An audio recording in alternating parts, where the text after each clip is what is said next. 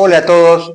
Hoy vamos a hablar de un tema muy importante para nosotros, por lo menos consideramos, y es la salud mental en su relación con la economía cotidiana, ¿no? Lo que nos pasa todos los días en nuestro bolsillo, ¿sí? Entonces aparece esto de sentir, los que nos sentimos todo el día agotado, ansioso y sin futuro. Por eso no es solo un problema de cada uno de nosotros, sino que es un síntoma del sistema, ¿sí?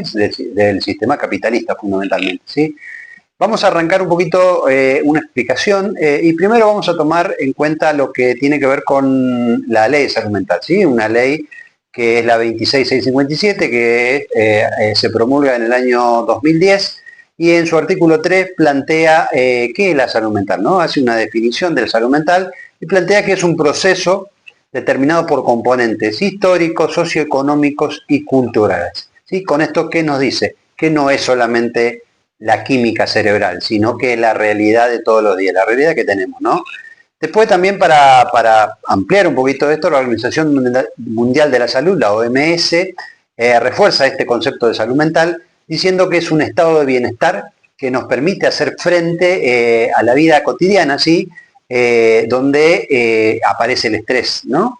El problema es que el capitalismo actual se ha vuelto en nuestra vida un estrés pensando que es algo inhumano y inmanejable, ¿sí?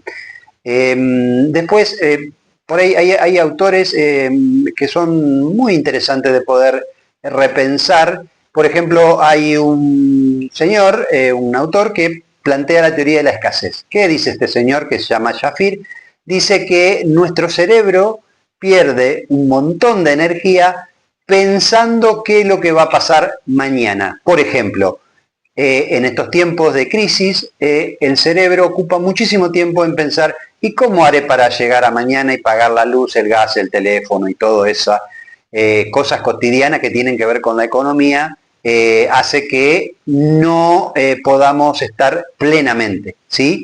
Entonces ahí aparece esto de, como no tenemos energía, pensamos que somos torpes, que somos tontos. No, no es así. Estamos saturados. O sea, el cerebro está saturado por la realidad económica de todos los días, ¿sí? Después también podemos hablar un poquito de una autora muy interesante que da luz sobre esta temática de la salud mental, que es Alicia Storkine. Es una doctora en psicología y ella plantea que somos sujetos de necesidades, ¿sí? Y cuando las necesidades básicas no son satisfechas, empieza un problema grave que tiene que ver con la pérdida del lazo social, la relación con el otro y también lo fundamental de la vida, que es los proyectos que nosotros tenemos, ¿no? Entonces, ahí yo digo, es difícil tener salud mental cuando me chifla la panza a mí y a mis hijos o a las personas que yo quiero, ¿sí? Después también hay un filósofo que es surcoreano, que es Han. Él habla de la ciudad de cansancio. Dice que el capitalismo nos convenció que todos somos empresarios. ¿Qué quiere decir esto? Que nosotros somos los propiciadores de nuestro propio fracaso, ¿sí? Haciendo mención a que el capitalismo, el sistema, es perfecto y los imperfectos somos nosotros, ¿sí? Esto no es así, es totalmente contrario, digamos, ustedes lo habrán escuchado en los medios nacionales cuando dicen que el problema no es que cierran las industrias, sino el problema de los dueños de esas industrias que no se readaptaron a la realidad actual, ¿no? Bueno, esto es un claro ejemplo de eso, ¿sí? Después también hay otro autor muy interesante que habla del vacío, la era del vacío, le dice él, que es Lipovetsky, donde plantea que en un momento de hiperindividualismo, es un momento de hiperindividualismo, esto de sálvese, nos salvamos solos, ¿no? No con grupos, sino siempre solos, y también esto se denomina la hipermodernidad, ¿no? La modernidad nueva, por decirlo de alguna manera, donde lo importante es el individualismo y eso hace que estemos cada vez más solos, ¿sí? Había autores que hablan, dice también, en la era de la hipercomunicación estamos cada vez más solos, ¿no? Esto también el tema es que lo hace sentir que lo único que servimos, por decirlo de alguna manera, en el sentido de mercantil del término, es para trabajar, ¿sí? Para producir. Y cuando no producimos, se produce un problema grave a nivel psíquico, ¿no? Psicológico, ¿sí? Y también hay otra cosa fundamental hoy en día, es que mandan los algoritmos. En algún momento trataremos de explicar esta situación, ¿sí?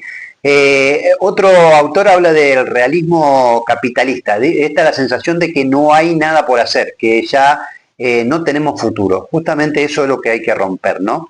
Resumiendo un poco, diríamos, la angustia no es la falta de carácter, ¿sí? A veces se puede pensar esto, y en realidad no es así, sino que es una respuesta humana, lógica del ser humano, en cuanto a la protección, una forma de protegerte de este sistema, ¿no? Que lo único que quiere es la ganancia en la vida, ¿no? Donde servimos solamente para producir y para producir justamente ganancia para el otro, ¿no?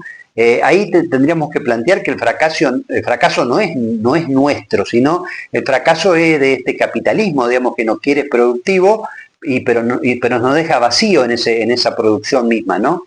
Entonces, si pensamos en esto de la salud mental y como corolario y como haciendo un resumen, y para ir terminando, podríamos decir que no existe salud mental de a uno solo, sino que la salud mental tiene que ver con esto de que somos sujetos de derecho, que tenemos derechos, ¿sí? Y que tenemos que recuperar esto de lo que hablaba Lipovetsky, el tema del vacío, cómo rompemos eso, juntándonos, hablando. Por eso es importantísimo, y yo celebro este micro en el programa de Pablo, donde se va a poder hablar de esto. Justamente vamos a poder estar entre otros y no solo. Así que bueno, próximamente nos estaremos encontrando, si Dios lo quiere, toda la semana con un micro que consideremos nosotros, o que ustedes mismos pueden llamar y explicar y decir qué les gustaría que podamos tratar. Así que bueno, nos vemos la próxima semana.